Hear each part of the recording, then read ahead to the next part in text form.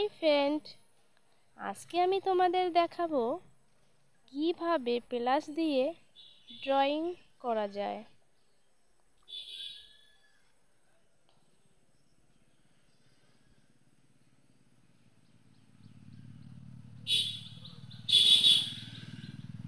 তোমরা তো ড্রয়িং দেখেই বুঝতে পারছো কি ড্রয়িং করা হচ্ছে, তাই না? খুবই ইজি, তোমরা কিন্তু করতে পারো এটা। এবার প্লাস চিহ্নটা মুছে ফেললাম। নিচে দুটো দাগ দিয়ে নেব। এবার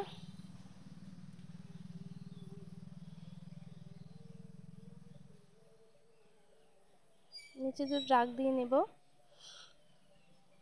এবার দুদিকে দুটো ফুলের পাতা দিয়ে নিলাম।